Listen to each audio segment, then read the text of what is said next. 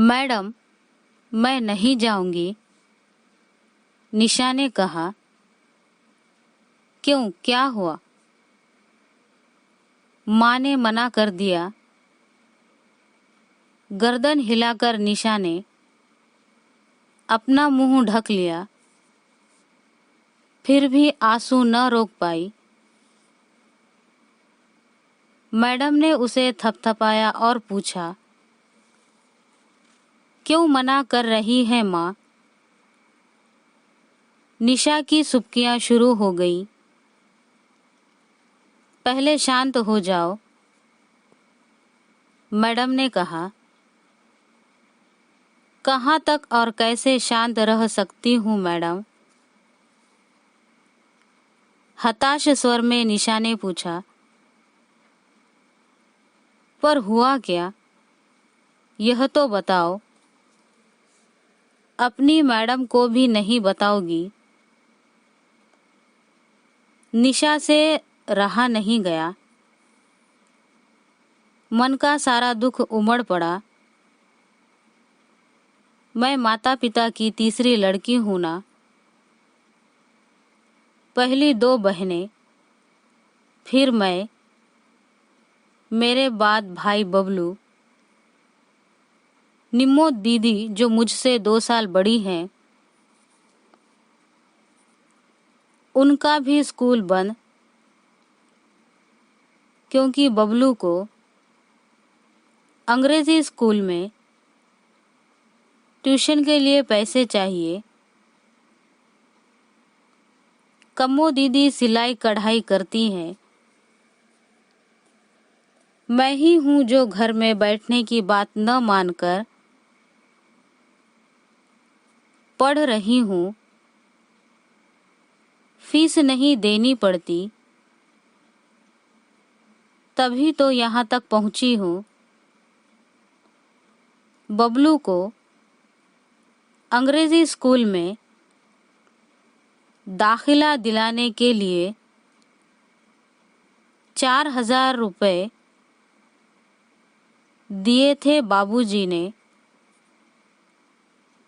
और हर महीने फीस और ट्यूशन अलग। मुझे आज स्कूल छुड़वाने की भी धमकी दी है। एनसीसी कैंप में कैसे जाने देंगे? अब आप ही बताइए, मैं क्या करूं? अभी तो तुम शांत हो जाओ। तुम मिलकर अपने कार्यक्रमों की तैयारी करो। तुम्हारी माँ और बाबूजी को मनाना मेरी जिम्मेदारी। चलो अब मुंह धो डालो और अपनी क्लास टीचर से पूछकर मेरे पास कैंप की तैयारी के लिए आ जाओ।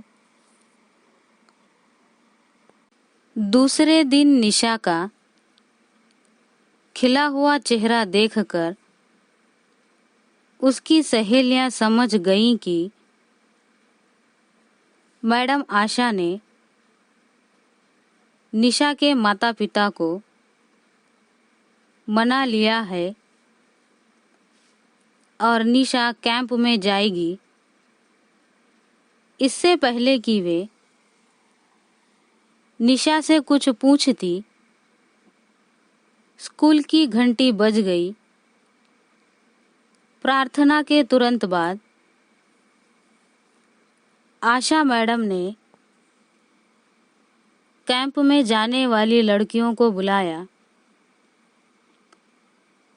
उसके बाद तो कार्यक्रम की तैयारियों में,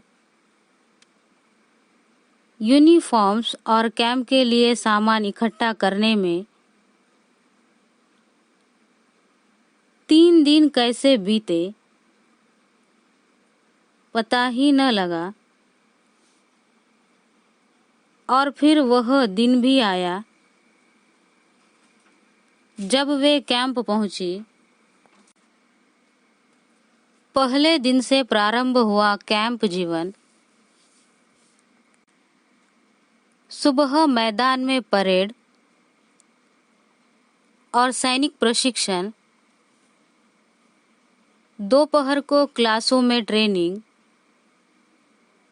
शाम को स्पर्धा और रात होते होते मनोरंजन के कार्यक्रम।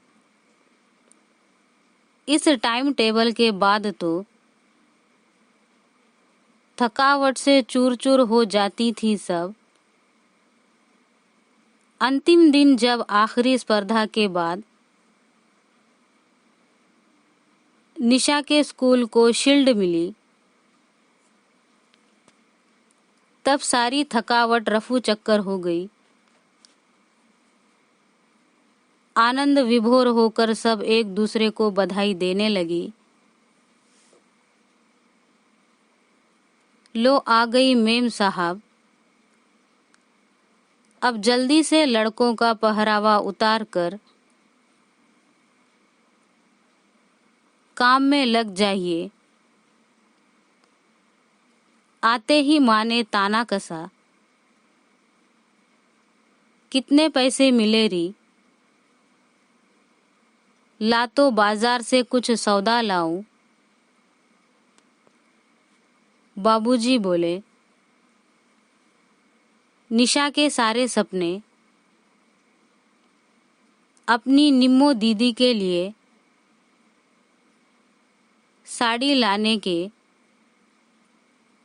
मन में ही रह गए। मिले हुए 150 रुपए बाबूजी को देकर निम्मो दीदी से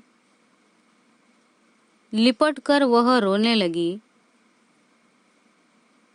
कोई बात नहीं निशा, अगले कैंप पर मिलेंगे, तब ले आना। निम्मो समझा रही थी कि तभी दरवाजे की घंटी जोर से बजी।